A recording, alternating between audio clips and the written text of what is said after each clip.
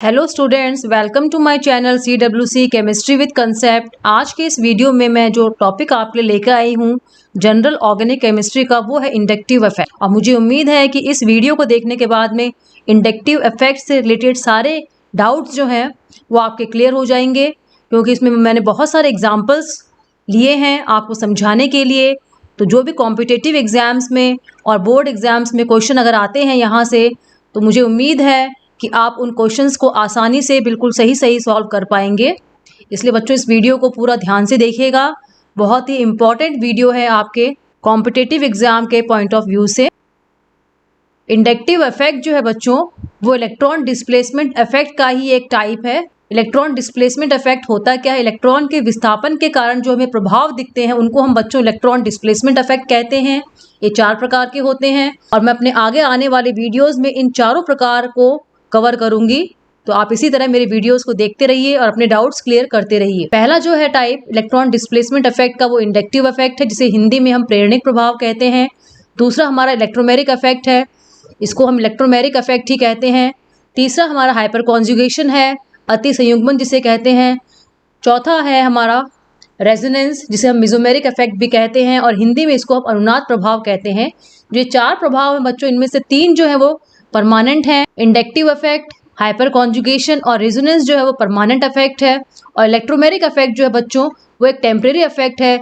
जब कोई रिएजेंट किसी अभिकारक के नजदीक आता है जिसमें हमें इलेक्ट्रोमेरिक प्रभाव देखने को मिल रहा है, उसके नजदीक आता है, तब हमें ये प्रभाव दिखाई देता है। जैसे ही वो रिएजेंट या ग्रुप दूर चला जाता है, ये प्रभाव हमें दिखना बंद हो जाता है। अब बच्चों इंडक्टिव इफेक्ट होता क्या है वो देखिए, जिसे हम प्रेरणिक प्रभाव भी कह रहे हैं। इंडक्टिव इफेक्ट में बच्चों 2 एलिमेंट्स हैं, उनके बीच में अगर सिग्मा बॉन्ड बन रहा है, मान लीजिए मैंने एक कार्बन लिया है और एक हैलोजन लिया है, ये एक्स कोई भी हैलोजन है 17th ग्रुप का, इनके बीच में सिग्मा बॉन्ड जो है बन रहा है।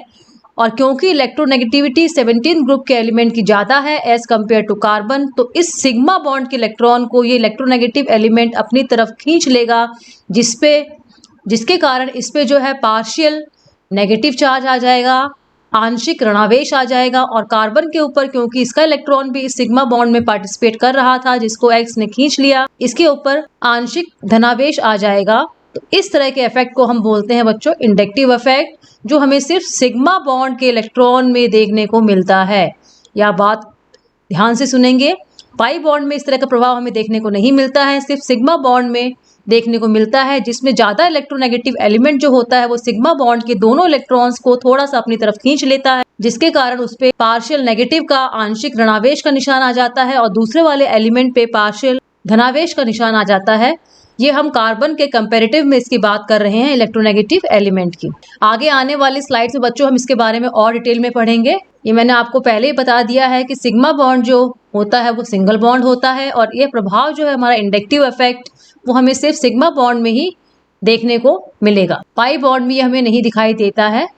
और ये इंडक्टिव इफेक्ट जो होता है वो काफी दूर तक एक तरह का डिस्प्लेसमेंट इफेक्ट है, कई कार्बन तक ये ट्रेवल करता है, ये आगे आपको मैं बताऊंगी। जैसे मैंने एक कंपाउंड लिखा हुआ है जिसमें 2 कार्बन हैं, यहाँ हाइड्रोजन जुड़े हुए हैं और इस वाले कार्बन के साथ में इलेक्ट्रोनेगेटिव एलिमेंट X लगा हुआ है। क्योंकि ये इलेक्ट्रोनेगेटिव है, इस बॉन्ड के इलेक्ट्रॉन को ये अपनी तरफ खींचेगा, जिसके कारण इस पे नेगेटिव का निशान आ जाएगा और कार्बन के ऊपर हमें पॉजिटिव का निशान देखने को मिलेगा। लेकिन जैसे ही इस कार्बन पे पॉजिटिव का निशान आया, क्योंकि X इलेक्ट्रोनेगेटिव है, तो हम कह सकते हैं कि X जो था उसकी इलेक्ट्रोनेगेटिविटी कार्बन के कंपैरिजन में ज़्यादा है, इसलिए इस X ने इस इलेक्ट्रॉन को, सिग्मा बॉन्ड वाले इलेक्ट्रॉन को अपनी तरफ खींच लिया। अब मान लीजिए कुछ ऐसा होता है कि एक एलिमेंट जो है Y जुड़ा हुआ है कार्बन के साथ में, लेकिन Y की इलेक्ट्रोनेगेटिविटी जो है वो कार्बन से कम है। ऐसे केस में कार्बन जो है इस बॉन्ड के इलेक्ट्रॉन को अपनी तरफ खींच लेता है और कार्बन के ऊपर हमें नेगेटिव का साइन देखने को मिलता है, आंशिक ऋणावेश देखने को मिलता है। और दूसरा एलिमेंट जिसके बंद के इलेक्ट्रॉन कार्बन ने खींचे हैं, जिसकी इलेक्ट्रोनेगेटिविटी कार्बन से कम है, उसके ऊपर हमें आंशिक धनावेश देखने को मिलता है, डेल्टा प्लस का निशान हमें देखने को मिलता है। जो इलेक्ट्रॉन खींचता है उसको हम इलेक्ट्रॉन विड्रॉइंग ग्रुप कहते हैं, इलेक्ट्रॉन खींचने वाला ग्रुप। और ऐसे ग्रुप का दूसरा नाम होता है -I ग्रुप। तो यहाँ बच्चों X जो है ऊपर वाले एग्जाम्पल में -I ग्रुप है और नीचे वाले एग्जाम्पल पे जहाँ हम C और Y की बात कर रहे हैं, वहाँ पे C जो है Y के कंपेरिजन में -I ग्रुप है, इलेक्ट्रॉन खींचने वाला ग्रुप है। और जो ग्रुप इलेक्ट्रॉन देता है, इलेक्ट्रॉन देने वाला ग्रुप होता है, उसको इलेक्ट्रॉन डोनेटिंग ग्रुप कहते हैं। और वो प्लस आई प्रभाव उसको हम कह सकते हैं। देने वाले का प्लस आई प्रभाव होता है और लेने वाले का माइनस आई प्रभाव होता है। मैंने अभी आपको ऊपर बताया था कि जो इलेक्ट्रोनेगेटिविटी वाला एलिमेंट था X, जिसके कारण ये इलेक्ट्रॉन जो थे सिग्मा बॉन्ड वाले इसकी तरफ शिफ्ट हुए थे और इस कार्बन के ऊपर पार्शियल ऋणावेश आया था। अब क्योंकि इस कार्बन के ऊपर डेल्टा प्लस का निशान है, ये जो है इस बॉन्ड के इलेक्ट्रॉन को अपनी तरफ खींचेगा, जिसके कारण इस बगल वाले कार्बन पे डबल डेल्टा प्लस आंशिक ऋणावेश का निशान आ जाएगा। ये वाला कार्बन जो है इस वाले कार्बन के इलेक्ट्रॉन को खींचेगा, जो बॉन्ड बना हुआ है इस बॉन्ड के इलेक्ट्रॉन को खींचेगा और इस कार्बन के ऊपर हमें इस तरह का निशान देखने को मिलेगा। तो हम कह सकते हैं कि जो इंडक्टिव इफेक्ट होता है बच्चों, ये 3 कार्बन तक हमें मैक्सिमम देखने को मिलता है। चौथे कार्बन तक पहुंचते पहुंचते ये हमारा खत्म हो जाता है। इसलिए डिस्टेंस के साथ साथ ये डिक्रीज होता है, इसकी कमी आती जाती है। तो बच्चों आपको माइनस आई ग्रुप और प्लस आई ग्रुप कौन कौन से होते हैं, किसको हम प्लस आई ग्रुप बोलेंगे, किसको हम माइनस आई ग्रुप बोलेंगे, वो आपको समझ में आ गया होगा। किस तरह से डिस्टेंस के साथ में ये जो कम होता जाता है, यहाँ पे कम है, यहाँ पे और ज़्यादा कम है और इस कार्बन तक पहुँचते पहुँचते ये इफेक्ट जो है बहुत कम हो गया और चौथे वाले कार्बन तक ये इफेक्ट हमारा पहुँच ही नहीं पाया। ये वाला कार्बन जब इलेक्ट्रॉन खींचता है इस वाले कार्बन से तो ज़ोर से खींचता है, लेकिन ये वाला कार्बन जो है जिसको मैं 2 नंबर दे रही हूँ, ये 3 वाले से इतना नहीं खींच पाता है जितना कि 1 खींच पाता है 2 से। तो डिस्टेंस के साथ साथ जो है हमें इंडक्टिव इफेक्ट में कमी देखने को बच्चों मिलती है। जितने डेल्टा होंगे उसका मतलब छोटा, सबसे कम जो है इंडक्टिव इफेक्ट हमें इस थर्ड वाले कार्बन पे देखने को मिलेगा। तो चौथे कार्बन तक पहुंचते पहुंचते बच्चों ये इफेक्ट हमारा खत्म हो जाता है, हमें नहीं दिखाई देता है। इंडक्टिव इफेक्ट हमारे लिए क्यों जरूरी है, हम इसकी स्टडी क्यों करते हैं, तो इसका मेन जो आंसर वो हो सकता है कि इंडक्टिव हमें जो है स्टेबिलिटी के बारे में बताता है। स्टेबिलिटी बढ़ रही है या स्टेबिलिटी घट रही है, उसकी नॉलेज हमें इंडक्टिव इफेक्ट हमें देता है। एक और इम्पॉर्टेंट बात है जो बच्चों, स्टैटिक चार्ज अगर हमें आवेश एक जगह खड़ा हुआ दिखाई देगा तो वो हमेशा अनस्टेबल होगा as compare to moving charge. Moving charge का मतलब है जैसे हम रेजोनेंस दिखाते हैं उसमें किस तरह से चार्ज मूव करता है, इलेक्ट्रॉन्स या बंद मूव करते हैं तो उसको मूविंग चार्ज कहते हैं। मूविंग चार्ज जो होता है बच्चों वो स्टेबल होता है और एक जगह पड़ा हुआ खड़ा हुआ एकत्र चार्ज जो होता है वो अनस्टेबल होता है। जो चार्ज स्पीसीज होती है बच्चों, अगर इसका कंपैरिजन हम करें जिसपे आवेश होता है, चाहे वो धनावेश हो चाहे ऋणावेश हो, अगर इस तरह का कोई हमें स्पीशीज देखने को मिलती है तो उसकी स्टेबिलिटी जो बच्चों हमेशा जो है न्यूट्रल उदासीन स्पीसीज से कम होती है। इस बात को आप ध्यान रखोगे। ये मैं स्टेबिलिटी की बात कर रही हूँ कि चार्ज स्पीशीज की स्टेबिलिटी स्थायित्व जो होता है वो उदासीन न्यूट्रल स्पीशीज से हमेशा कम होता है। हमने ग्रुप 17 जो एलिमेंट है उसका माइनस आई इफेक्ट काफ़ी दिनों से पढ़ते हुए आए, छोटी क्लासेस में भी हमने पढ़ा है। फ्लोरीन जो है ज़्यादा इलेक्ट्रोनेगेटिव है क्लोरीन, ब्रोमीन और आयोडीन की कंपैरिजन में। तो एक जनरल जो होता है माइनस आई इफेक्ट का ऑर्डर देख लेते हैं हम। माइनस आई इफेक्ट बच्चों कौन सा होता है, जिसमें वो इलेक्ट्रॉन को अपनी तरफ खींचता है। ये कुछ ग्रुप्स लिखे हुए हैं जिनका माइनस आई इफेक्ट का ऑर्डर आपको यहाँ दिया हुआ है। एग्जाम के पॉइंट ऑफ व्यू से आपको ये ऑर्डर याद करना पड़ेगा, तभी आप एग्जाम्स में आने वाले क्वेश्चंस जो है बच्चों उनको सॉल्व कर पाओगे। आगे हम कुछ एग्जाम्पल्स इसको और समझने के लिए करेंगे बच्चों। जैसे यहाँ दिया हुआ है आपको F लगा हुआ है यहाँ पे बच्चों इस एग्जाम्पल में, इसमें NO2 ग्रुप लगा हुआ है, इसमें डबल बॉन्ड लगा हुआ है। हमें पता है कि F जो होता है बच्चों वो इलेक्ट्रोनेगेटिव होता है और अभी भी मैंने आपको बताया है कि चार्ज जो है अगर वो स्टैटिक होगा, एक जगह पे दिखाई देगा रुका हुआ, तो वो अनस्टेबल होगा और यही चार्ज हमें मूव करता हुआ दिखाई देगा एक जगह से दूसरी जगह, तो वो हमें स्टेबिलिटी दिखाता है।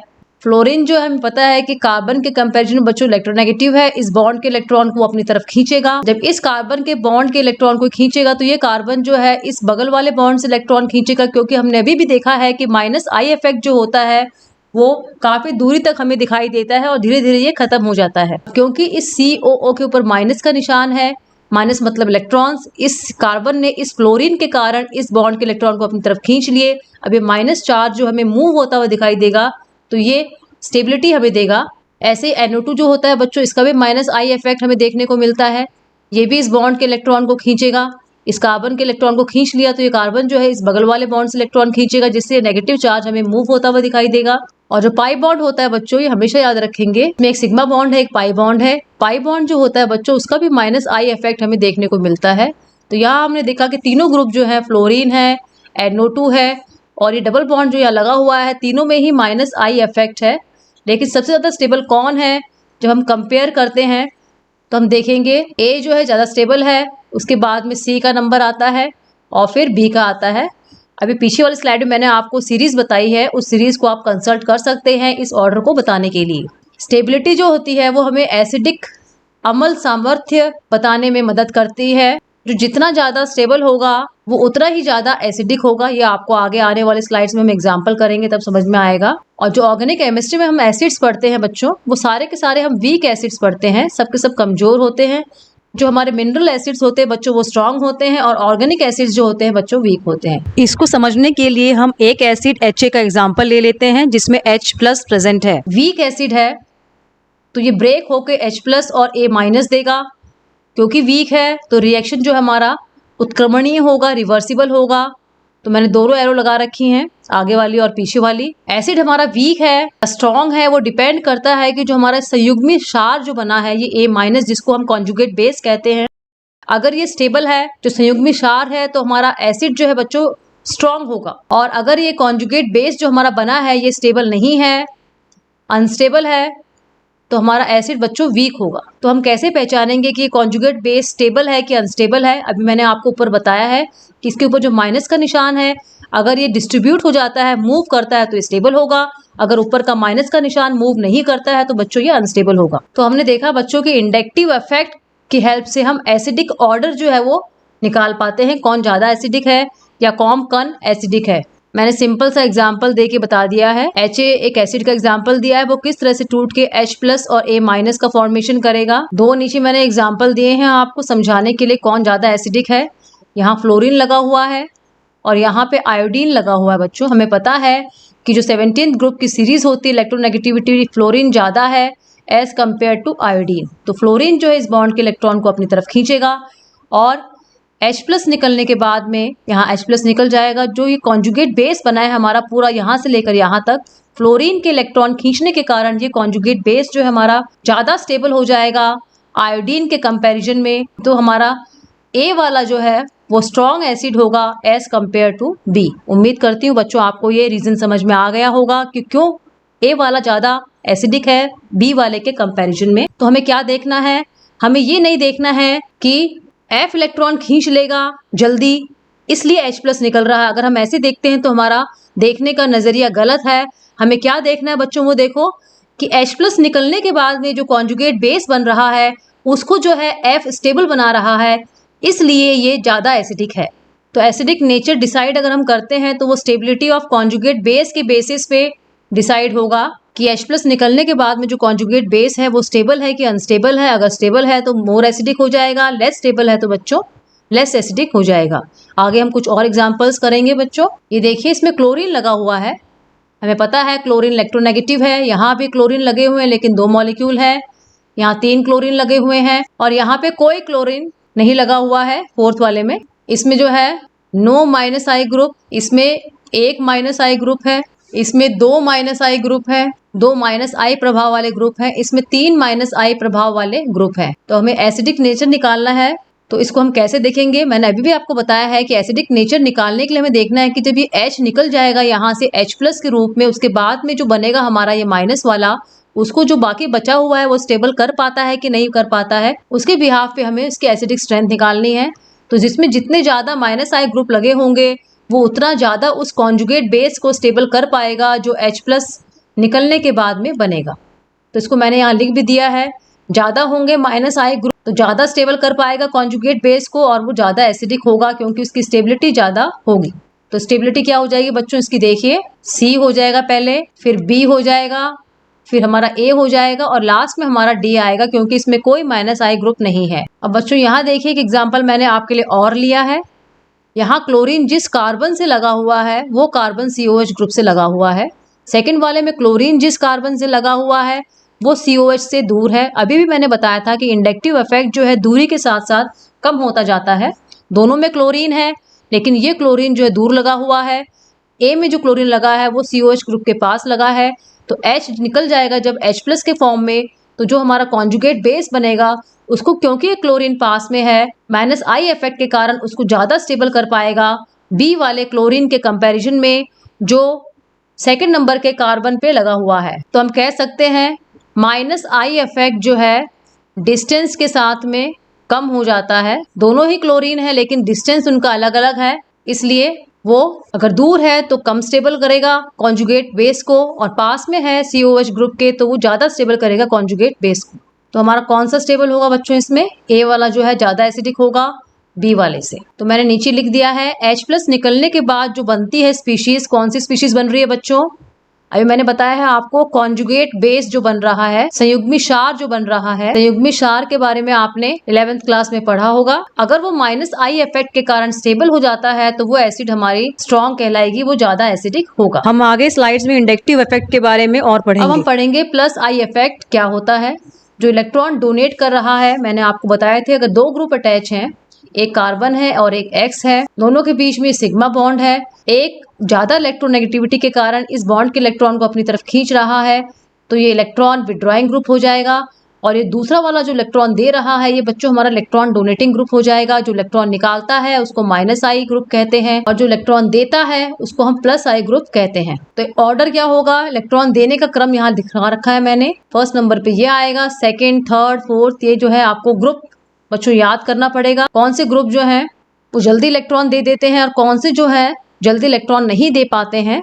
यहाँ पूरी सीरीज मैंने आपके लिए लिखी हुई है जिसको आप कॉम्पिटिटिव एग्जाम्स के लिए याद कर सकते हैं और इससे रिलेटेड आने वाले क्वेश्चंस को आप ज्यादा आसानी से सॉल्व कर पाएंगे। जितने ज्यादा CH3 ग्रुप होंगे, एक आप शॉर्ट ट्रिक ये याद कर सकते हैं, उतना ही ज्यादा +I इफेक्ट होगा, और -I इफेक्ट होता है बच्चों वो एसिडिटी को बढ़ाता है। अभी आपको पीछे स्लाइड्स में मैंने बताया है। और +I इफेक्ट जो होगा बच्चों वो इसका उल्टा प्रभाव दिखाएगा, वो एसिडिटी को, एसिडिक नेचर को घटा देता है, या फिर हम कह सकते हैं उसके बेसिक नेचर को, क्षारीय प्रवृत्ति को बढ़ा देता है। तो जहाँ ज़्यादा +I देखने को मिलेगा वहाँ एसिडिक कम होगा, बेसिक ज़्यादा होगा। जहाँ -I इफेक्ट देखने को मिलेगा वहाँ एसिडिक नेचर हमें ज़्यादा देखने को मिलेगा।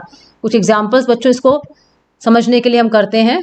एग्जाम्पल में OH ग्रुप लगा हुआ है बच्चों, सभी एग्जाम्पल में देखिए इसका हमें एसिडिक ऑर्डर बताना है, कौन ज़्यादा एसिडिक है कौन कम एसिडिक है। अभी मैंने बताया था जब ये H निकल जाएगा H+ के फॉर्म में तो जो बचा हुआ कॉन्जुगेट बेस है जिसके ऊपर माइनस का निशान है, ये अगर स्टेबल हो पाता है इसके आसपास लगे हुए ग्रुप्स के कारण तो ज़्यादा एसिडिक होगा, अगर स्टेबल नहीं हो पाता है तो ये ज़्यादा बेसिक होगा या फिर कम एसिडिक होगा।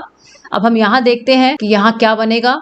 इस कार्बन के साथ बच्चों दो CH3 ग्रुप लगे हुए हैं, दोनों ही इलेक्ट्रॉन देंगे, दोनों का +I इफेक्ट है, तो +I इफेक्ट वाले हमें यहाँ पे दो ग्रुप देखने को मिल रहे हैं।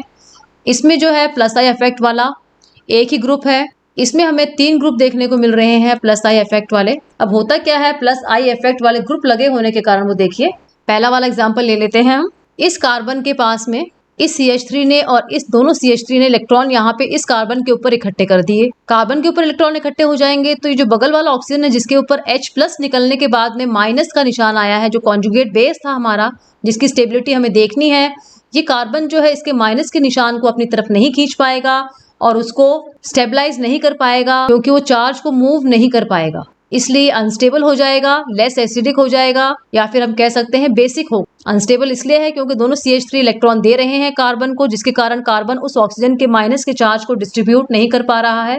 यहाँ पे 2 ग्रुप हैं, यहाँ पे 1 ग्रुप है, यहाँ पे 3 ग्रुप हैं। तो मेन पर्पस जो होता है, जो मेन चीज हमें देखनी है एसिडिक स्ट्रेंथ देखने के लिए कि जो कॉन्जुगेट बेस है उसका चार्ज डिस्ट्रीब्यूट होना चाहिए पास वाले कार्बन पे लगे हुए ग्रुप्स के कारण। तो इसका एसिडिक स्ट्रेंथ का ऑर्डर क्या होगा वो देखिए बच्चों। सबसे ज्यादा अनस्टेबल ये होगा क्योंकि इसके पास 3 जो है CH3 ग्रुप है, इसके ऊपर 2 थे।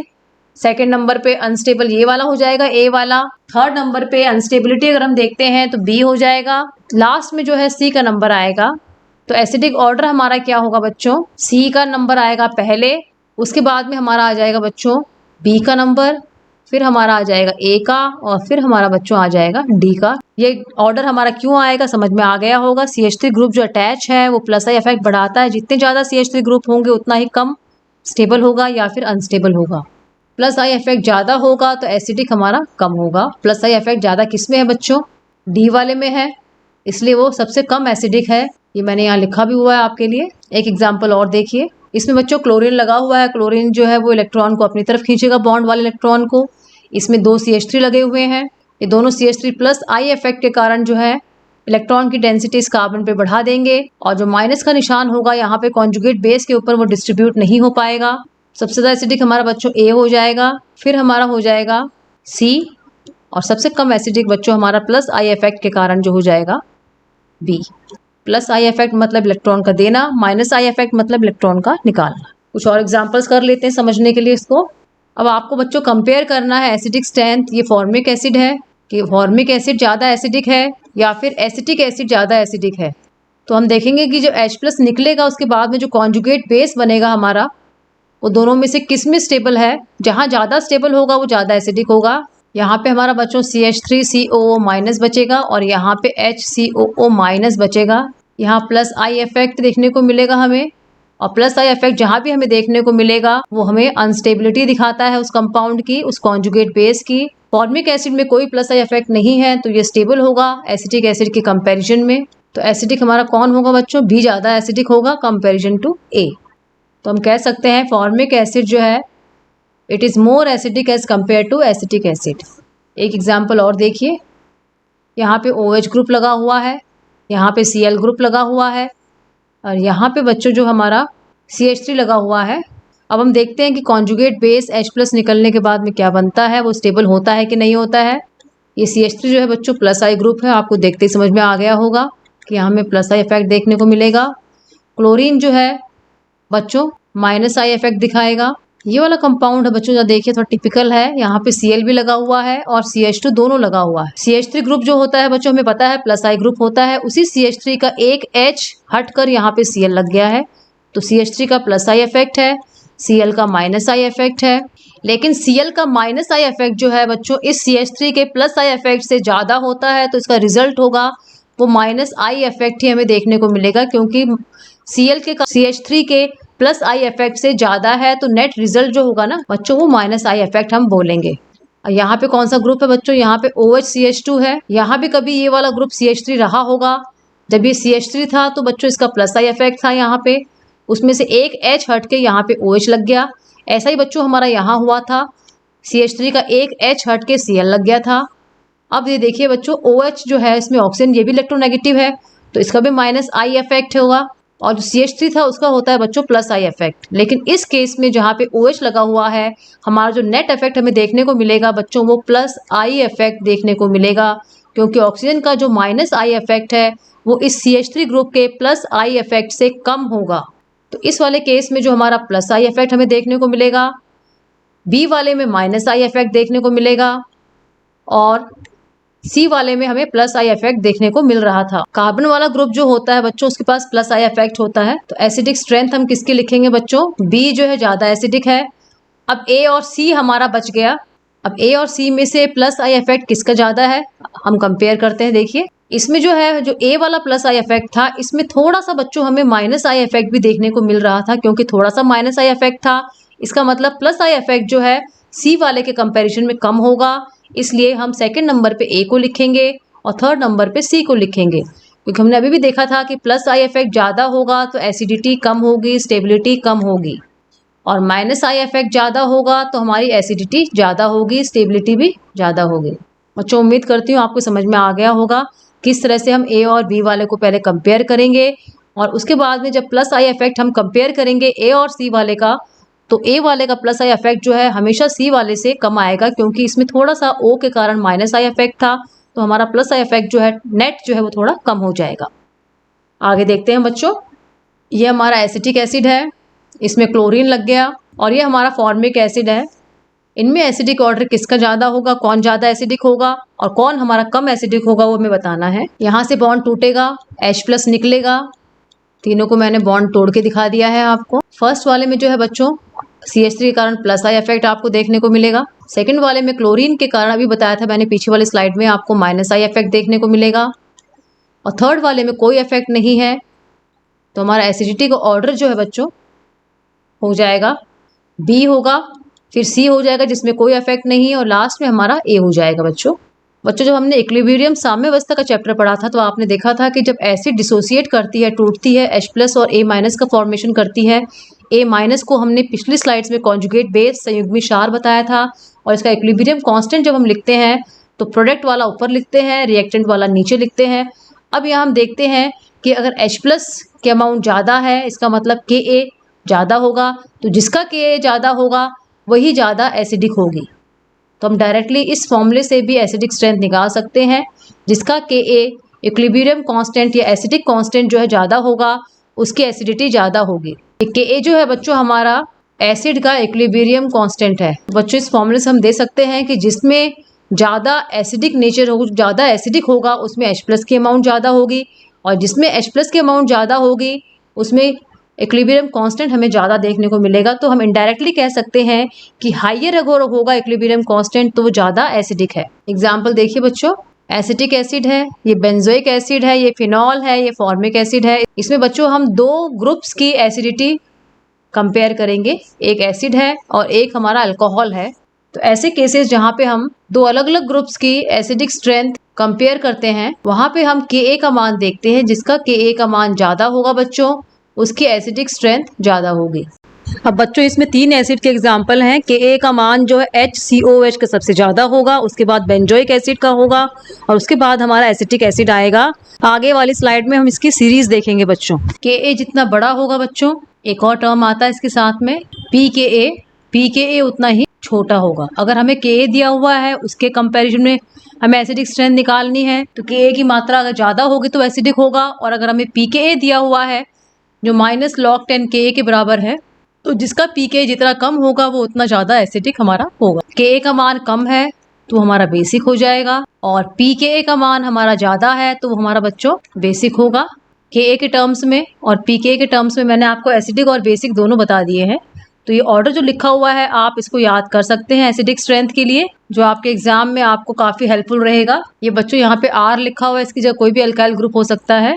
ये फिनॉल हो गया हमारा, ये water, alcohol, triple bond, acetylene, ये बेंजीन आ गया, डबल बॉन्ड, और फिर हमारा सिंगल बॉन्ड। यहाँ एक एक्सेप्शन जो अपवाद हमें देखने को मिलेगा, क्या अपवाद है वो याद कर लेंगे आप, कि जो H2O होता है, वाटर है हमारा, पानी जो है वो ज़्यादा एसिडिक है सभी अल्कोहलों से। ये अल्कोहल है बच्चों, लेकिन सिर्फ अगर CH3OH दिया हुआ है और उसकी कंपैरिजन हमारे पानी से की हुई है, तो CH3OH जो है, इसे मिथेनॉल कहते हैं, वो ज़्यादा एसिडिक होता है वाटर से, और बाकी सारे के सारे अल्कोहल जो है वाटर से कम एसिडिक होते हैं। एग्जाम्पल देखिए बच्चों, इस एग्जाम्पल में फर्स्ट नंबर पे कौन आएगा, सेकंड और थर्ड पे कौन आएगा, आप आसानी से इस सीरीज को देख के बता सकते हैं। वाटर है, C2H5OH है, और एक ट्रिपल बॉन्ड वाला है। तो सबसे पहले कौन आएगा बच्चों, वाटर आएगा, उसके बाद में अल्कोहल वाला लिख दीजिए आप, और उसके बाद में जो है ट्रिपल बॉन्ड वाला, ये हमारी एसिडिक स्ट्रेंथ की सीरीज हो जाएगी, ऑर्डर हो जाएगा। एक एग्जाम्पल और देखिए बच्चों जितने एग्जाम्पल्स हम करेंगे उतना ही आपका कंसेप्ट जो है बच्चों क्लियर होता जाएगा, और कॉम्पिटिटिव एग्जाम्स में आने वाले क्वेश्चंस को सॉल्व करने में उतनी ही आपको आसानी होगी।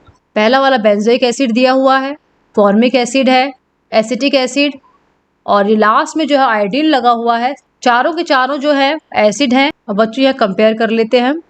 सी वाले में इसमें प्लस इफेक्ट देखने को मिलेगा, डी वाले में यहाँ -I इफेक्ट है बच्चों। अगर बच्चों हम ऑर्डर देखते हैं तो हमारा जो पीछे सीरीज लिखी हुई थी, सीरीज के हिसाब से अगर हम देखते हैं तो सबसे पहले हमारा नंबर आता है HCOOH का, उसके बाद में हमारा नंबर आता है बेंजोइक एसिड का, उसके बाद में बी और डी का नंबर आता है। तो ये ऑर्डर जो है बच्चों हमें एसिडिक स्ट्रेंथ का देखने को मिलता है। पीछे वाले ऑर्डर को हम फॉलो करते हैं तो हमारा ये ऑर्डर आना चाहिए, लेकिन जब एक्सपेरिमेंटली निकाला गया और देखा गया कि आयोडीन जो है यहाँ पे लगा हुआ है, जिसका -I इफेक्ट है, डी वाला जो है बच्चों सबसे ज़्यादा एसिडिक हो गया। -I इफेक्ट जो है आयोडीन के कारण सबसे पहले जो है हमारा डी वाला आएगा। आयोडीन जो है हमारा बहुत ही स्ट्रॉन्ग जो है -I इफेक्ट दिखाता है इन बाकी तीनों के कंपैरिजन में, जहाँ हमें -I इफेक्ट देखने को नहीं मिल रहा था। यहाँ CH3 था, डी वालों में बच्चों एक H हटकर वहाँ I लग गया, और जैसे ही यहाँ I लगा तो ये -I इफेक्ट दिखाएगा और सबसे ज़्यादा एसिडिक हमारा हो जाएगा। उसके बाद हमारा नंबर आएगा बच्चों बी वाले का, और उसके बाद में बेंजोइक एसिड आएगा, और सबसे लास्ट में हमारा सी वाला हो जाएगा। बच्चों अगर इस तरह का क्वेश्चन आए तो आपको ध्यान रखना होगा कि सिर्फ I के कारण, जिसका -I इफेक्ट था, ये कूद कर सबसे आगे आ गया एसिडिक स्ट्रेंथ में। यहाँ देखिए नेक्स्ट क्वेश्चन, बेंजोइक एसिड, यहाँ बेंजोइक एसिड में CH3 लग गया और एक फिनॉल ले लिया जिसमें NO2 लगा हुआ है हमारा। इसमें एसिडिक स्ट्रेंथ हम कैसे निकालेंगे वो देखिए। हम देखेंगे कि यहाँ जो है बच्चों हमारा कोई इफेक्ट नहीं है। CH3 जो है इसका +I इफेक्ट होता है, NO2 जो है बच्चों वो माइनस आई इफेक्ट दिखाता है। पीछे वाला एग्जाम्पल जो बच्चों ऊपर दिया हुआ है इसमें सारे के सारे एसिड्स थे। यहाँ पे जो बच्चों आप देखेंगे कि एसिड के कंपैरिजन हम अल्कोहल जिसमें OH ग्रुप से COH का कंपैरिजन हम यहाँ कर रहे हैं। जब हम एसिड से कंपेयर करते हैं, आपने पीछे ऑर्डर देखा होगा कि फिनॉल जो है वो वीक एसिड है बेंजोइक एसिड से, चाहे बेंजोइक एसिड में कोई भी ग्रुप क्यों ना लगा हुआ हो, फिनॉल में कोई भी माइनस आई ग्रुप लगा देंगे तब भी वो बच्चों बेंजोइक एसिड से वीक ही रहेगा। इसको आप पीछे वाले क्वेश्चन के साथ कंफ्यूज नहीं करेंगे। वहाँ पे मैंने लास्ट वाले में माइनस आई ग्रुप लगाया था, लेकिन चारों में हमें COH ग्रुप देखने को मिल रहा था, इसलिए हमने माइनस आई इफेक्ट लगने के कारण डी को सबसे आगे रखा था। यहाँ पे जो हमारा एग्जाम्पल है इसमें NO2 जो ग्रुप लगा हुआ है जो माइनस आई ग्रुप है, लेकिन हमारा OH ग्रुप लगा हुआ है बच्चों, ये COH नहीं है, इसलिए ये हमेशा माइनस आई ग्रुप लगने के बाद भी COH के बाद में ही आएगा। जैसा कि मैंने आपको पिछली स्लाइड्स में सीरीज में बताया है, जो ऑर्डर मैंने आपको दिया है वहाँ आप इसको देख सकते हैं कि फिनॉल जो है वो बेंजोइक एसिड के बाद में आता है एसिडिक स्ट्रेंथ में, चाहे उसमें कोई भी ग्रुप लगा हुआ हो, माइनस आई वाला ग्रुप लगने पर भी वो बेंजोइक एसिड से आगे नहीं आएगा। सबसे स्ट्रॉन्ग कौन सा हो जाएगा बच्चों? A हो जाएगा, फिर हमारा आ जाएगा B और ये C। तो आप बच्चों यहाँ ध्यान से देखेंगे कि NO2 लगने के बाद भी C वाला जो है जो फिनॉल सब्सटेंट है वो COH के बाद में ही आएगा। हालांकि जो B वाला COH ग्रुप है इसमें प्लस आई इफेक्ट है, लेकिन ये प्लस आई इफेक्ट COH वाला है और ये माइनस आई इफेक्ट जो है बच्चों ये OH ग्रुप का है। तो दोनों को आपस में कंफ्यूज नहीं करेंगे और इसको C वाले को हम B वाले से आगे नहीं लिखेंगे। उम्मीद करती हूँ आपको एग्जाम्पल्स दोनों जो मैंने दिखाए हैं इस स्लाइड में क्लियर हो गए होंगे और कंफ्यूजन जो है आपका खत्म हो गया होगा। एग्जाम्पल्स बच्चों हम और कर लेते हैं। अब यहाँ देखिए मैंने सारे के सारे फिनॉल लिए हैं, अब इनको हम आपस में कंपेयर कर सकते हैं। अब यहाँ पे सब्सटेंट लगा हुआ है NO2 ग्रुप, पहले वाले में 2 NO2 ग्रुप लगे हुए हैं, ये ऑर्थो पोजिशन है, ये मेटा पोजिशन है, ये पैरा पोजिशन है। इसमें हमारे NO2 ग्रुप जो है मेटा और पैरा पे लगे हुए हैं। सेकंड वाले में जो हमारा NO2 ग्रुप है 1 है और ये हमारा मेटा पे लगा हुआ है। थर्ड वाले में NO2 ग्रुप 1 है और ये हमारा पैरा पोजिशन पे लगा हुआ है। अब आपको समझ में आ गया होगा कि मैं पोजीशन इसलिए बता रही हूँ क्योंकि मैं इसकी आपको स्थिति डिस्टेंस के बिहाफ पे इनकी एसिडिटी को हम कंपेयर करेंगे। NO2 ग्रुप जो होता है माइनस आई ग्रुप वाला होता है। फर्स्ट वाले में 2 माइनस आई ग्रुप है बच्चों, सेकंड वाले में 1 माइनस आई ग्रुप है और थर्ड वाले में बच्चों 1 माइनस आई ग्रुप है। हमें पता है कि जितने ज़्यादा माइनस आई इफेक्ट वाले ग्रुप होते हैं वो ज़्यादा एसिडिक होता है, तो सबसे अधिक एसिडिक हमारा हो गया बच्चों A। अब बचे B और C। B और C को हम कैसे कंपेयर करेंगे? B में जो है NO2 ग्रुप मेटा पे लगा हुआ है और C में जो है पैरा पे लगा हुआ है। जब बच्चों हम मिजोमेरिक इफेक्ट की बात करेंगे, माइनस M इफेक्ट की बात करेंगे, तो हम देखेंगे कि जो माइनस M इफेक्ट होता है बच्चों वो ऑर्थो और पैरा पोजीशन पे लगे हुए ग्रुप जो इलेक्ट्रॉन विड्रॉ करते हैं उनके कारण वहाँ हमें ज़्यादा देखने को मिलता है। अब क्योंकि C वाले में जो है NO2 पैरा पोजीशन पे लगा हुआ है तो ये इलेक्ट्रॉन विड्रॉइंग ग्रुप है, माइनस आई इफेक्ट वाला ग्रुप है, तो C वाला हमारा ज़्यादा एसिडिक हो जाएगा क्योंकि ये जो कॉन्जुगेट बेस बनेगा उसके नेगेटिव चार्ज को आसानी से डिलोकलाइज कर पाएगा और लास्ट में हमारा नंबर आएगा बच्चों B वाले का। तो एसिडिक स्ट्रेंथ का ऑर्डर हो जाएगा हमारा A, C और B। अब यहाँ पे बच्चों दोबारा हमें COH ग्रुप देखने को मिल रहा है, लेकिन माइनस आई इफेक्ट वाला ग्रुप यहाँ क्लोरीन है, यहाँ ब्रोमीन है, यहाँ फ्लोरीन है और यहाँ पे 2 आयोडीन लगे हुए हैं। तो इनको हमें आपस में कंपेयर करना है, किसका माइनस आई इफेक्ट ज़्यादा होगा वो हम देखेंगे। हमें पता है कि 17th ग्रुप जो होता है उसमें हमारा इलेक्ट्रोनेगेटिविटी का ऑर्डर ये होता है, लेकिन यहाँ पे हमारे 2 आयोडीन लगे हुए हैं। अगर एक होता तो हम इनको आपस में कंपेयर करके लिख देते, लेकिन यहाँ पे 2 आयोडीन होने के कारण एक क्वेश्चन जो हमारे दिमाग में उठता है, क्या 2 आयोडीन जो है वो एक सिंगल फ्लोरीन जो सबसे आगे है इलेक्ट्रोनेगेटिविटी में उसकी बराबरी कर सकते हैं? तो इसका आंसर है बच्चों हाँ, क्योंकि ये 2 आयोडीन है तो इसका इफेक्ट जो है बच्चों हमें फ्लोरीन से भी ज़्यादा देखने को मिलेगा। तो एसिडिटी का ऑर्डर हमारा हो जाएगा D, C, A और लास्ट में हमारा B आ जाएगा। D को हमने सबसे आगे क्यों लिखा है? क्योंकि 2 आयोडीन है, 2 आयोडीन होने के कारण वो फ्लोरीन के इफेक्ट को कम कर देते हैं और इसका इफेक्ट फ्लोरीन से भी ज़्यादा होता है। कुछ क्वेश्चंस हम और देख लेते हैं। यहाँ देखिए 2 फ्लोरीन लगे हुए हैं, 3 क्लोरीन है, 3 ही हमारे आयोडीन है। तो किसका एसिडिक नेचर ज़्यादा होगा वो देखिए, यहाँ 3 क्लोरीन है, यहाँ हमारे 3 आयोडीन है। अभी हमने पिछली स्लाइड में जो 17th ग्रुप थी उसकी इलेक्ट्रोनेगेटिविटी सीरीज देखी थी, तो क्लोरीन हमारा आगे आएगा, तो बी वाले की एसिडिटी ज़्यादा होगी सी वाले से, और उसके बाद में हमारा ए आ जाएगा। 2 फ्लोरीन जो है वो भी हमारे 3 आयोडीन का मुकाबला नहीं कर सकते। आयोडीन जो है इलेक्ट्रोनेगेटिविटी सीरीज में सबसे लास्ट में है, लेकिन इसकी अमाउंट यहाँ पे 3 है, इसलिए ये फ्लोरीन से भी आगे आ गया, जिसके हमारे 2 नंबर यहाँ देखने को मिल रहे हैं। कुछ और इम्पॉर्टेंट एग्जाम्पल्स हम कर लेते हैं जो एग्जाम्स में आते हैं कंफ्यूज करने के लिए, और बच्चे अक्सर इसमें कंफ्यूज हो जाते हैं और गलत आंसर लिखाते हैं। ये हमारा एमिन है और ये हमारा अल्कोहल है।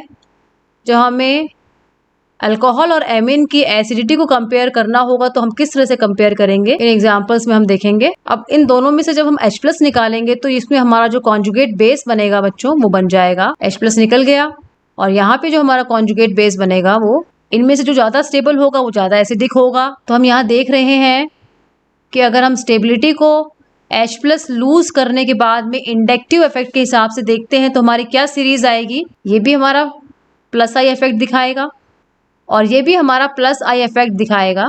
इस वाले ग्रुप का +I इफेक्ट ज़्यादा होगा क्योंकि इसका मोर +I इफेक्ट है, तो ये कम एसिडिक होगा ए वाले से। तो उस बिहाफ पे अगर हम H+ निकलने के बाद में जो कॉन्जुगेट बेस बनता है उसकी स्टेबिलिटी के बिहाफ पे हम देखते हैं तो हम पाते हैं कि ए वाला जो है ज़्यादा एसिडिक है बी वाले से, क्योंकि बी वाले में +I इफेक्ट ज़्यादा है और जहाँ +I इफेक्ट ज़्यादा होता है वहाँ एसिडिटी कम होती है। लेकिन जो है बच्चों हमारा जो आंसर आता है वो ये गलत है। हमें इस तरह का ऑर्डर देखने को नहीं मिलता है। क्यों नहीं मिलता है वो देखिए, हम इन दोनों कंपाउंड्स को बच्चों आपस में कंपेयर कर ही नहीं सकते हैं, क्योंकि हम देखते हैं इसमें जो है NH के ऊपर माइनस है और इसमें O के ऊपर माइनस है, तो 2 अलग अलग ग्रुप को हम आपस में कैसे कंपेयर कर सकते हैं। तो जो हमारा ऑर्डर निकलता है हम इंडक्टिव इफेक्ट के बिहाफ पे जो निकालते हैं वो हमारा गलत हो जाता है। सही ऑर्डर हम कैसे निकालेंगे, क्योंकि ग्रुप सेम नहीं है, ग्रुप अलग अलग हैं जिनके ऊपर माइनस का निशान लगा हुआ है, तो हम ऑर्डर कैसे निकालेंगे। उसके लिए बच्चों ये ट्रिक याद रखेंगे, negative charge on more electronegative element is more stable. अगर ज़्यादा विद्युत ऋणी तत्व के ऊपर माइनस का निशान होगा तो वो ज़्यादा स्टेबल होगा। अब यहाँ N और O की हम कंपैरिजन करते हैं तो ज़्यादा इलेक्ट्रोनेगेटिव कौन है, O है हमारा, तो O के ऊपर नेगेटिव चार्ज जो होगा बच्चों वो स्टेबल होगा।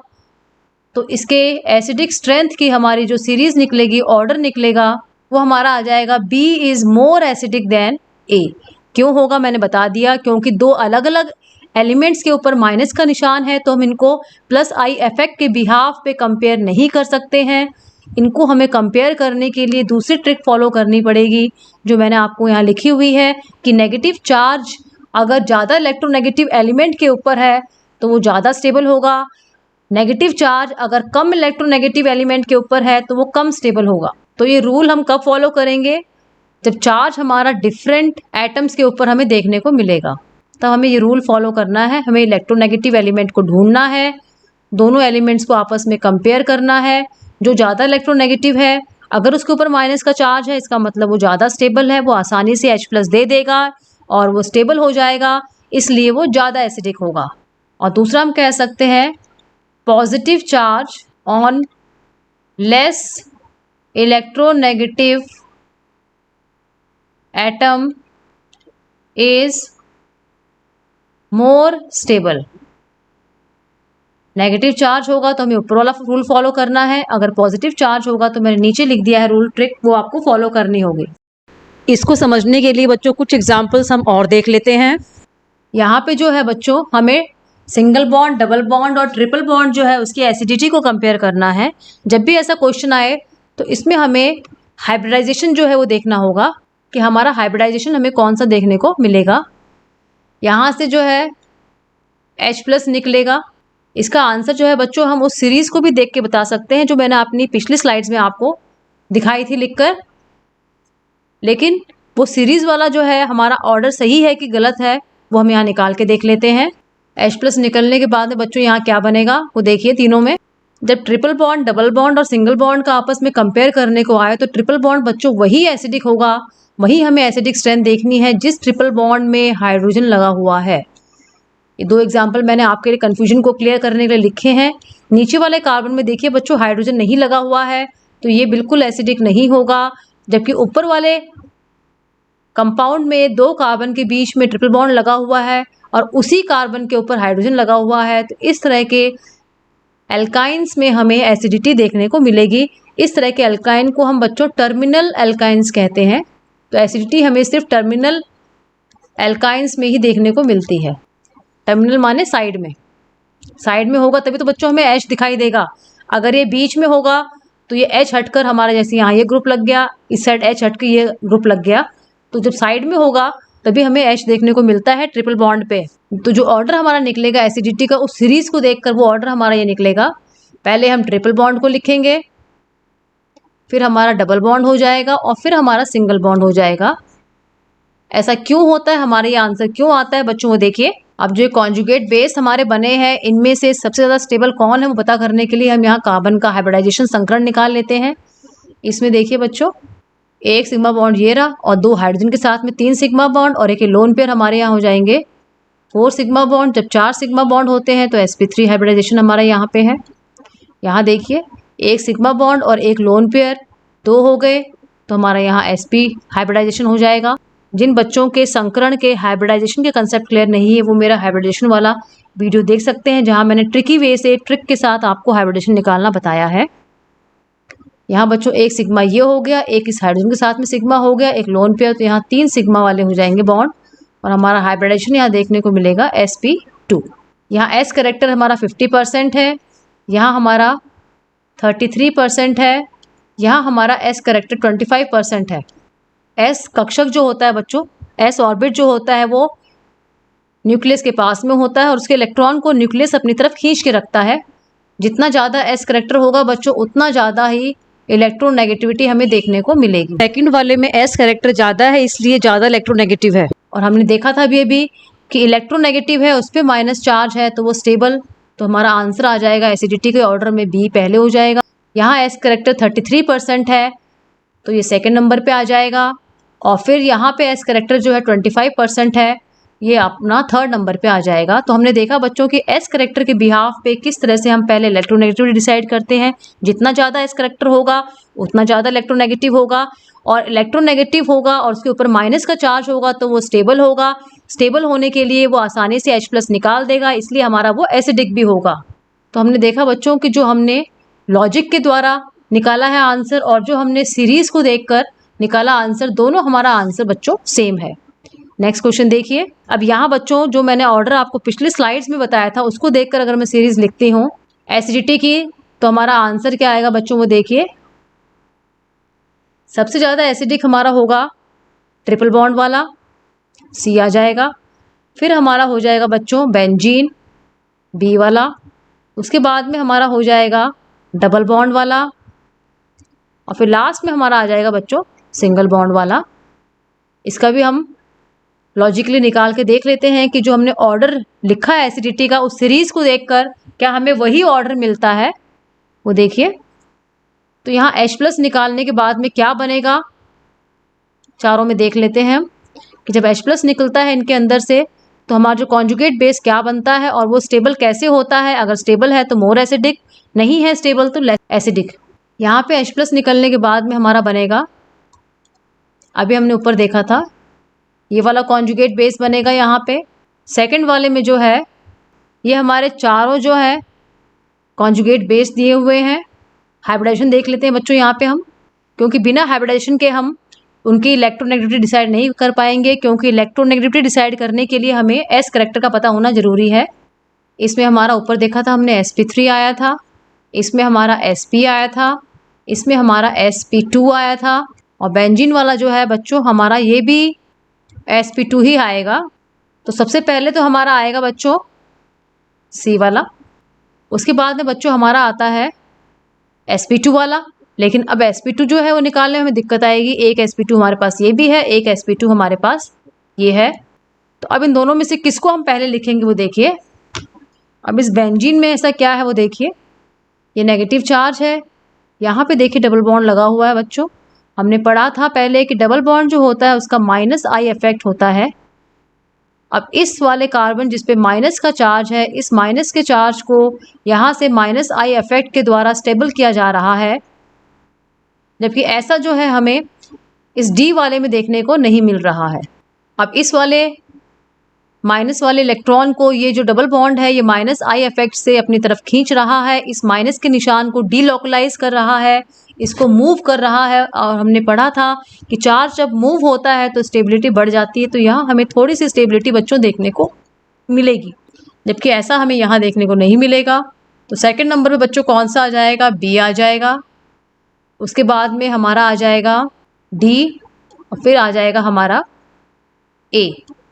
तो हम देखेंगे बच्चों ये वाला ऑर्डर जो हमने डायरेक्टली सीरीज को देख के लिखा था और जो हमने लॉजिक के द्वारा ऑर्डर निकाला है, दोनों हमारा सेम आ रहा है।